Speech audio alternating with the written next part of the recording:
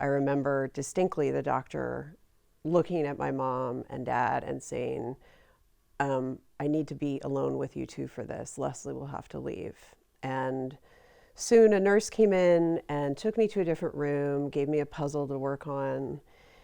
And as soon as the nurse turned away, I snuck out of that room because I wanted to hear what was being said. And I heard the doctor tell my mom and my dad, unfortunately, she will not live past the age of 10. Cystic fibrosis is a progressive and it's a genetic disease in origin. And so I have the most common mutation, which is double delta F508. It's also the most severe mutation. I recall, the first time at her house, she went into the bathroom and had a major coughing attack. And I was like, oh my goodness, what's wrong? And when she came out, I'm like, is everything okay? And she just played it down and said, no, I'm fine, there was nothing. And that's really how she handled herself all the time, which was, it wasn't an issue, there was no problem. Going to the park and playing catch and going for a run, all those pretty normal things I was unable to do with my mom because she was so sick. For a lot of it, it was really hard on me because I couldn't do those simple things with her, but in other ways, it helped me to see that I needed to step up and I needed to take charge and I needed to help her. So it actually helped me mature a lot faster. Getting a cold or the flu for a normal person can be bad, but if you have cystic fibrosis, it can be fatal. Leslie had been on oxygen just to sleep at night and just to help her sleep, but she really didn't need it during the day. And then she ended up with the flu, which put her in the hospital for 2 weeks. And she was never the same after that. And after that, her doctor wanted to put her on the lung transplant list.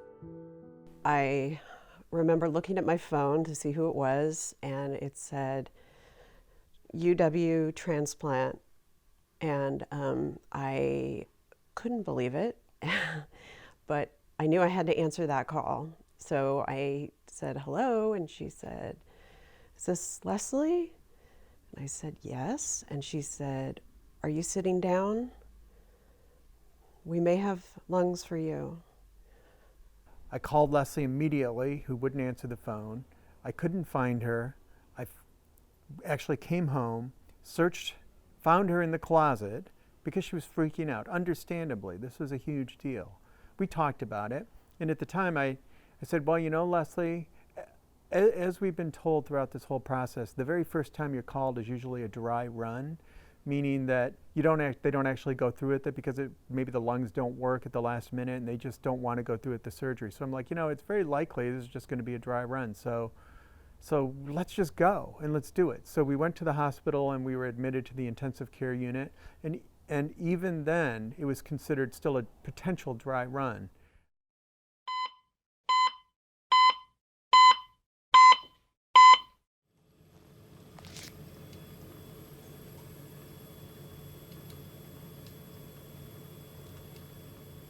When I woke up from surgery, I had to first be extubated. So they pulled the tubes that were in me, breathing for me. They pulled them out and told me to breathe. And I took the first breath, and it was the deepest breath that I have ever taken in my life. It just kept going on and on. And I realized that I had spent my whole life missing out on breathing and what that was like.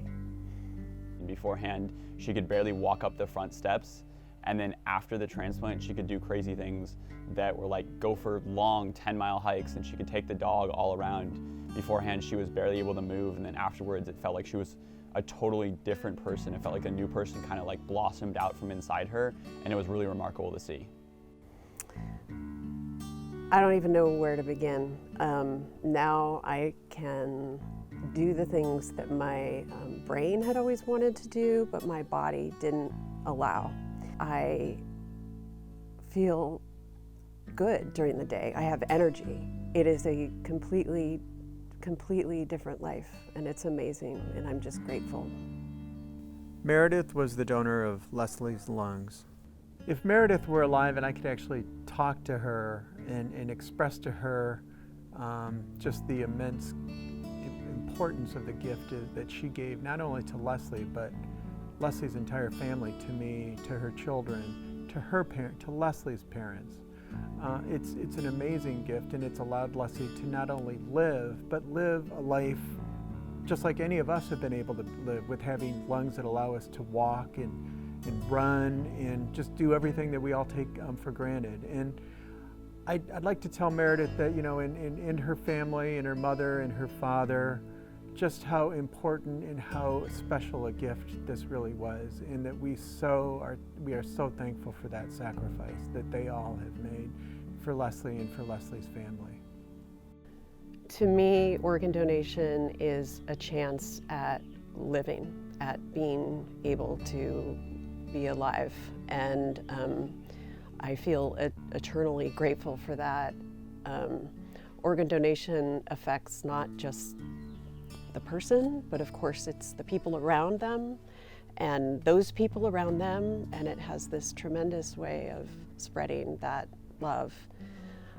However, there's also a humility as well as a tension that sits inside of my chest, because I think about every day, every moment where these lungs came from, and the beautiful person that allowed me to have this gift. And that humility sits with you forever.